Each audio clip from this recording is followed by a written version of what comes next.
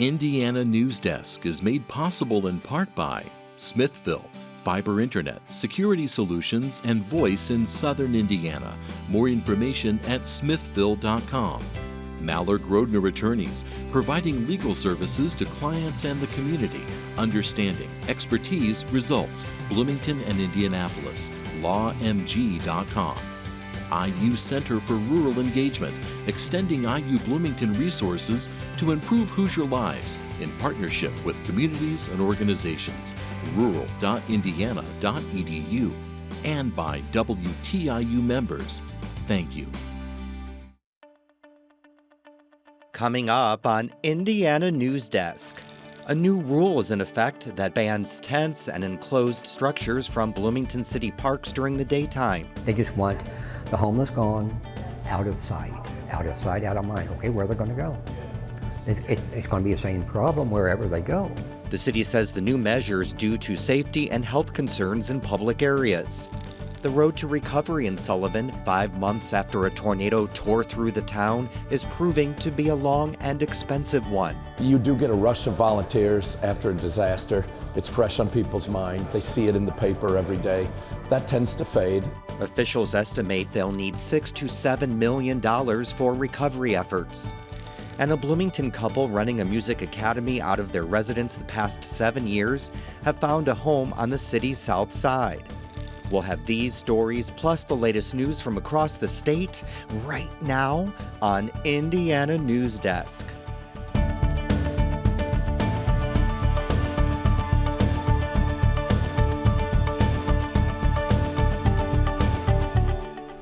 Welcome to Indiana Newsdesk. I'm Joe Wren. A new rule prohibiting tents or other enclosed structures in Bloomington city parks during the daytime went into effect this week.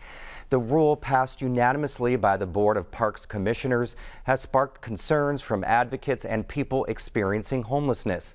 Benta Boutier has this report. A Bloomington police officer walked through Seminary Park before noon Wednesday, informing people that tents would no longer be allowed. At that point, one tent was set up. A couple people packed a tent that wasn't set up yet after the officer spoke to them. The new rule passed last week at a parks meeting. It says, no person shall erect, occupy, or otherwise utilize a tent or other makeshift enclosed structure on any property under the Bloomington Parks Department. Galen Phelan, who is homeless, attended the meeting. He's pretty sure the area he stays on is public, and he's frustrated with the city's decision. They just want the homeless gone, out of sight, out of mind. Okay, where are they going to go? It's going to be the same problem wherever they go. He says it didn't leave room for compromise or address any of the issues raised. They wanted to push the issues aside along with the homeless without dealing with the issues. The new rule references concern of health and safety related to abandoned property, illegal activity, and accumulation of garbage, which Bloomington's Operations and Development Director Tim Street says is supported by 1,900 incident reports from the park's contracted security. From August 2022 to July 2023, Switchyard Parks and Seminary Square had the most incident reports, more than 500 and 400 respectively. The most common incident categories were spill mess and substance abuse, each with more than 300 reports.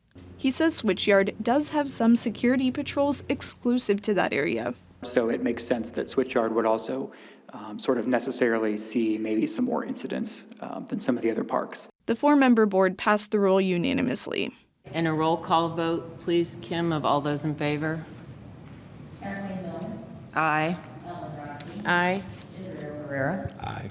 Jim Whitlatch. Aye. Okay, motion is unanimously carried. Parks Commissioner Kathleen Mills says there is a need for more social services, but that's not the Parks Department's primary responsibility. As the people also oversee what the decisions the Parks Department makes, we can't really continue this cycle of the the needle removal and the trash removal and the storing of belongings. It's not the first time the city's restricted parks and public spaces for people experiencing homelessness. Tents were already not allowed at night, a rule the city started enforcing December 2020, removing tents and possessions of people experiencing homelessness from Seminary Square. It also started enforcing a rule against camping in public right-of-ways. Those actions opposed Pandemic Centers for Disease Control guidance that people experiencing unsheltered homelessness should be allowed to remain in place if they had no place to go. Now the federal COVID-19 public health emergency is over. Beacon Inc. is a day shelter and service provider a quarter of a mile down the road from Seminary Square. Its director, Reverend Forrest Gilmore, says there's still a lack of supportive housing, mental health care, and substance abuse recovery resources in the community. So until we deal with the important issues, we're going to have to keep dealing with these smaller issues and doing it in a way that in many times reduces our humanity. He added exposure to heat and cold are his immediate concerns. Robert Antoine Brown is staying at the Wheeler Shelter for Men. He was spending the day at Seminary Square last Thursday, the day after the rule passed. He says it will be hard on him and other people who spend time at the park, because it's one of the only places he's able to go some days. So you're telling me I'm limited, I'm already limited, now you're limiting me more. He wants qualifications for housing lowered to be more accessible. He added, every person experiencing homelessness has a different situation and will be affected differently. For Indiana Newsdesk, I'm Benta Boutier. If an enclosed structure isn't removed from a park, it can be confiscated by the Parks Department and held for 30 days. A company that wants to store its carbon emissions underground held a meeting Tuesday night in an attempt to quell residents' safety concerns. Wabash Valley Resources has applied for a permit for the project with the Environmental Protection Agency, but as Indiana Public Broadcasting's Rebecca Thiel reports, many residents still worry about everything from pipeline leaks to earthquakes. Underground injection wells are nothing new. The company says there are nearly 18,000 of them in Indiana alone. But resident Clayt Sanquinetti says those statistics are misleading. Very few permits have been granted to inject this much CO2. Every time you guys state wells, you're saying, oh, the 180,000 wells, the 180,000 wells. No, the 2 wells. There's only 2 Class 6 wells in this country today. The Wabash Valley project would also be bigger than the 2 in Decatur, Illinois. Those projects can store up to 7 million tons of CO2 combined. Wabash Valley hopes to store up to 20 million over 12 years. Residents expressed concerns that test wells for the permit were drilled on the company's property instead of the proposed injection sites. Wabash Valley Resources says it will test those sites after it receives the permit, but before it starts injecting CO2. You know, we will be doing a well on these 2 sites, and they all have to be approved. So we'll know, how if there's any differences, we would see it, and it's all being regulated by the EPA. For Indiana Public Broadcasting, I'm Rebecca Thiel. The EPA doesn't have a set deadline to decide whether to approve Wabash Valley Resources permit. Well, we're joined now by Callie Lichter for more headlines from around the state. Welcome back. Nice to have you. Thank you, Joe. Indiana's near-total abortion ban is finally in effect after weeks of legal uncertainty. Indiana Public Broadcasting's Brandon Smith reports the Indiana Supreme Court Monday denied abortion providers' last-ditch effort to halt the ban. The law bans abortions except for in limited cases, when the life or serious health of the pregnant person is at risk, when there's a lethal fetal anomaly but only up to 20 weeks, or in cases of rape or incest but only up to 10 weeks. The state Supreme Court upheld the ban as constitutional nearly 2 months ago, but the ACLU, on behalf of abortion clinics, tried to get the justices to reconsider. It asked for the ban to be halted while the courts decide how far the serious health exception extends. The Supreme Court declined that request. Chief Justice Loretta Rush did express concern on the abortion ban's impact, while noting that the ACLU's legal effort to better define serious health risk must go through the normal judicial process. The ban had been practically in effect since August 1st, since abortion clinics had stopped providing abortion care and hospitals were following the ban's limited exceptions. For Indiana Public Broadcasting, I'm Brandon Smith at the State House. Global drug manufacturer Catalent is being accused of cutting corners on COVID-19 vaccine production in a shareholder lawsuit. The lawsuit focuses on the COVID-related products and reports from August 2021 to October 2022. At the start of the pandemic, the company faced an increasingly large demand for COVID-related products, many coming from its facility in Bloomington. The lawsuit claims Catalent ignored safety rules, prioritized demands, and falsely reported steady revenue growth despite decreasing vaccine demand. The Monroe County Community School Corporation started the academic year with enough staff to cover all of its bus routes. The corporation has 84 routes and 89 drivers, according to the corporation's Director of Transportation, Scott Waddell. He's still looking to hire a few more drivers. The corporation had to change school start times last August to accommodate staff shortages. Waddell says increases to driver pay over the last year and an added $1,000 signing bonus helped lure drivers onto the staff this year. That combination, again, the school board and superintendent working those things through, but the sign-on bonus as well as the pay increase really helped in recruiting. Waddell says they've decreased lost instruction time for students, but it's still an area they're working on. He says he needs to hire 4 more drivers. Union UPS workers overwhelmingly voted to approve the latest contract negotiated by the Teamsters Union. Local and national union leaders strongly advocated in favor of the contract, calling it a historic win that guarantees wage increases in air conditioning and new delivery vehicles, prohibits forced overtime on days off, and more. The approval ends the threat of an economy-devastating strike and sets the 5-year contract in place. Parents of children with autism want the governor to stop a proposal they say will reduce access to a common behavioral treatment for children with autism. Earlier this month, Indiana's Family and Social Services Administration proposed a new Medicaid rate of around $55 an hour for applied behavior analysis therapy with a registered behavioral technician. Parents and advocates say that isn't enough to provide quality care. I would love for some of the people who are making these decisions to actually see what's going on in centers. Lieutenant Governor Suzanne Crouch requested a delay in finalizing these rates in a letter to the FSSA secretary, but Governor Eric Holcomb says the state is overdue for a set standard. Thanks to Indiana University's Language Training Center, a 32-page phrase book will help bridge the language barrier between U.S. military and Ukrainians. Aubrey Wright has the story. The books are small, and soldiers will use them to translate English into Ukrainian. Director Nathaniel Lanigan says the project took 2 months. We got the call from our partners that they wanted a means of communicating with our Ukrainian allies. My goal was to give them the best possible product. Ukrainian linguist Yulia Dybka fled her home after the Russian invasion and relocated in Columbus. She was lead translator. I was so excited about this.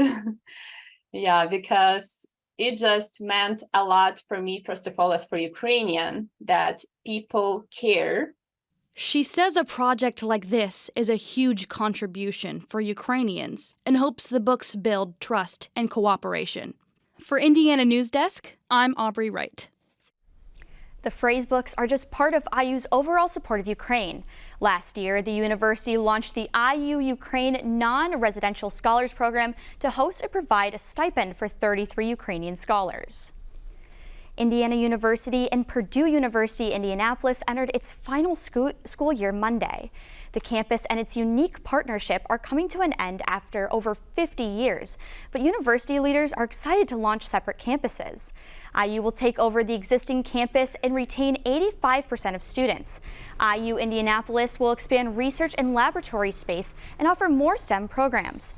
Purdue University in Indianapolis will take on IUPUI's computer science, engineering, and tech degree programs. I will be the first to talk trash on football Saturday or during a basketball game. But to be very honest, the state of Indiana is very, very lucky to have schools of the caliber of Purdue and Indiana University. Whitten says selecting a new chancellor and beginning construction are in the works. Local pizza restaurant Mother Bear's is planning to open new location in Columbus next March. It will be in Nexus Park, a multi-purpose space being built in the former Fair Oaks Mall.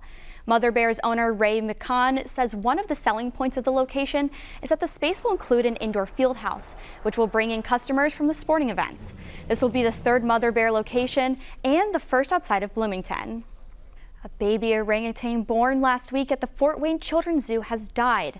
This is video of the baby's father, Tang Ku, in the orangutan enclosure at the zoo. The mother, Tara, gave birth to the baby on August 16th. She will not be part of the exhibit while she grieves. He was the third orangutan born at the zoo, and Joe, it's a big loss because Sumatran orangutans are labeled as critically endangered. So sad. Thank you so much, though. It's really nice to have you back here with us. It's nice to be back. All right, coming up next on Indiana Newsdesk. Recovery efforts are proving to be long and expensive in Sullivan, 5 months after a tornado ripped through the small southern Indiana town. And Bloomington's Upland Brewery is ramping up support for IU athletics this year by introducing a Hoosier Game Day lager. These stories and more right here on Indiana Newsdesk.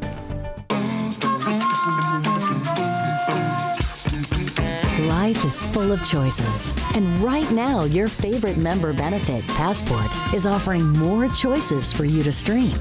Welcome to the club. It's a beautiful thing. With cooking. Gotta let it cook, but I keep wanting to smell it. Travel. And here we are. Oh, yeah! Documentaries. I realized I could change the world.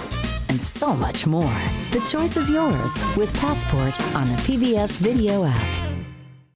With today's political news coverage, a lot of meaning can be lost when we don't fully understand what headlines are and the footprint they leave on us. At Indiana Newsdesk, we work to provide the context and understanding of each situation so that no information is lost. Understanding the news you hear and see are the first steps to recognizing the effects they have on you, your community, and your country. That's peace of mind. That's Indiana Newsdesk. Welcome back to Indiana Newsdesk. A music school run by a couple out of their Bloomington home for the last 7 years has taken up residence in a former costume store on South Walnut Street. Benta Boutier reports.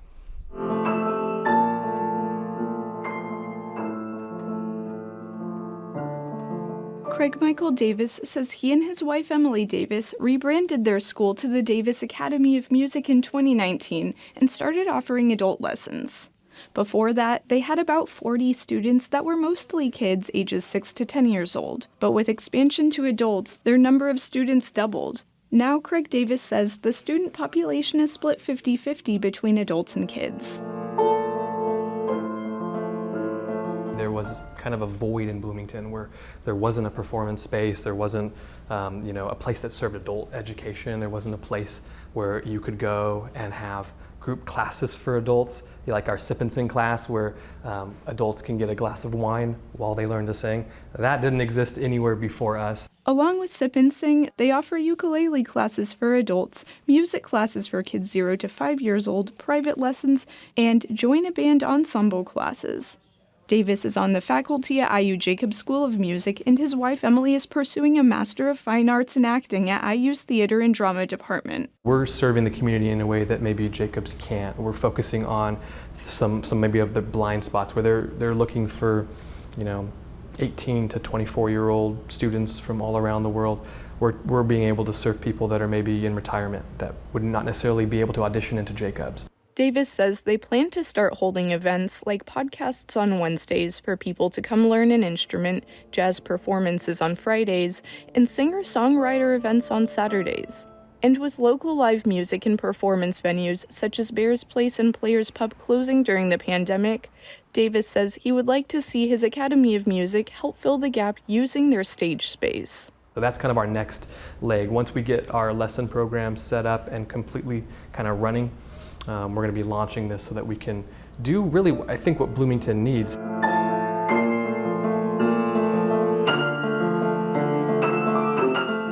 For Indiana Newsdesk, I'm Benta Boutier.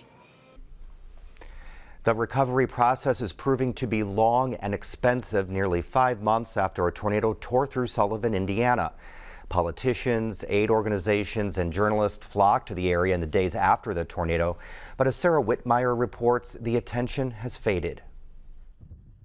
On the evening of March 31st, 200 families in Sullivan, Indiana were displaced by an EF3 tornado. In the immediate aftermath, locals united to help with cleanup efforts. We're blessed that we're alive because, you can replace anything.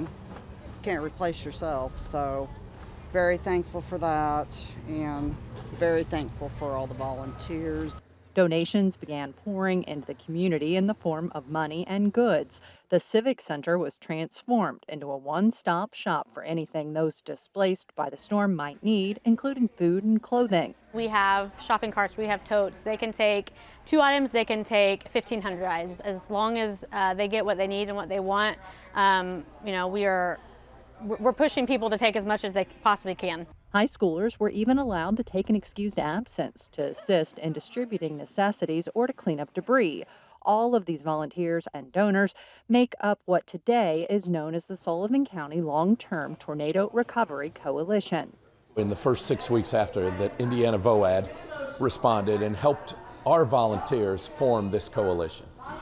And the coalition response then has been to put the structure in place to really honor donor intent and a process to get the funds to those most in need. The steering committee for the group, which helps guide the distribution of the Help Sullivan Recover Fund and other donations, meets monthly to make decisions on various assistive services the community needs. The committee also gauges how much need there is in the community. By looking at comparable storms in Indiana's history, the coalition estimates they'll need a total of $6 to $7 million for recovery efforts. Our funding to date, though good, is at about $1 million. We know that to be more effective in helping what could be 100 open cases we have, we will need more funds, or we won't be able to help all the clients that have a need.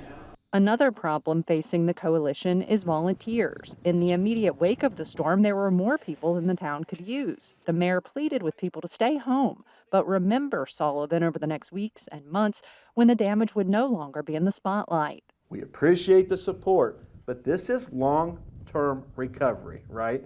This can't be an emotional thing where everybody jumps on now. We are going to need your help today. We're going to need your help a week from now. We're going to need your help months from now. We're going to need your help years from now. So we're going to need a steady supply of resources.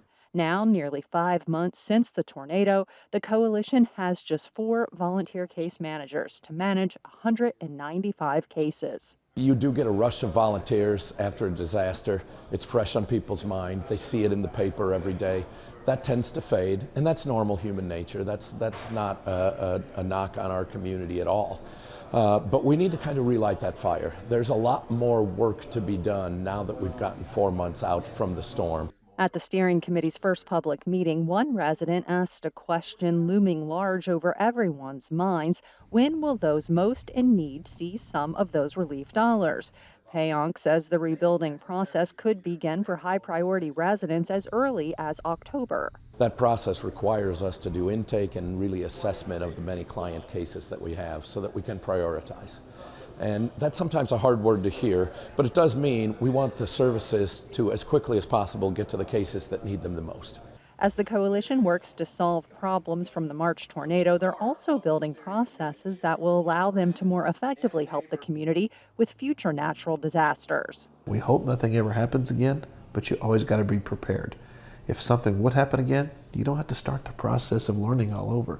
You already have a system in place put together. For Mayor Lamb, the recovery process was always going to need help in the long term. It's just like a funeral, right?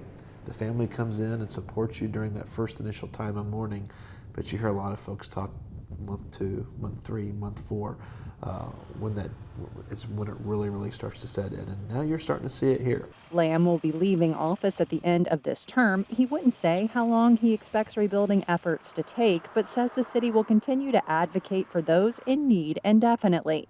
I think it's just as long as it takes, and we're going to be here to continue to go through step by step with our citizens and make sure that we truly live by the city's motto that take time to care is not just a hashtag or a phrase. With Clayton Baumgarth, I'm Sarah Whitmire for Indiana Newsdesk. And a Bloomington brewery is debuting an Indiana University Athletics branded beer just in time for the Hoosiers football opener with Ohio State. A portion of Upland Brewing's Hoosier Game Day lager sales will go to IU student scholarships. The lager not only looks good in its cream and crimson stripes, Upland Brewing Company President Eddie DeSalle says it tastes good too. It's a Vienna-based lager. It's got some hints of caramel in it. Smooth, crisp, refreshing. The idea came a year ago when the company renewed its IU sponsorship deal that included rights to the Indiana script logo.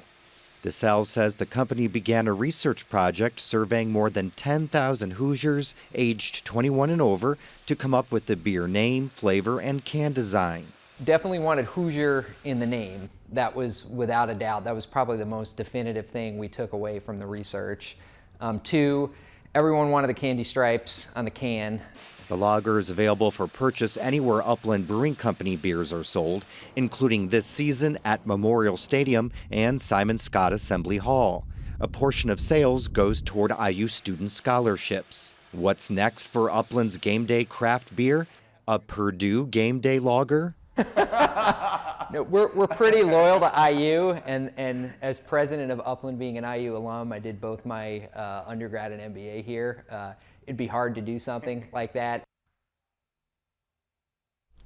That's the end of this program, but our work continues online as we cover the news throughout the week at WTIUnews.org. Have a great weekend.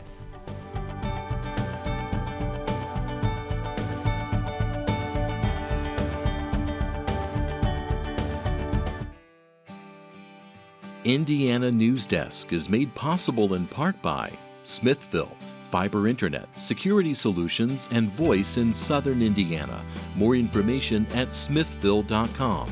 Mallard-Grodner Attorneys, providing legal services to clients and the community. Understanding, expertise, results. Bloomington and Indianapolis. lawmg.com.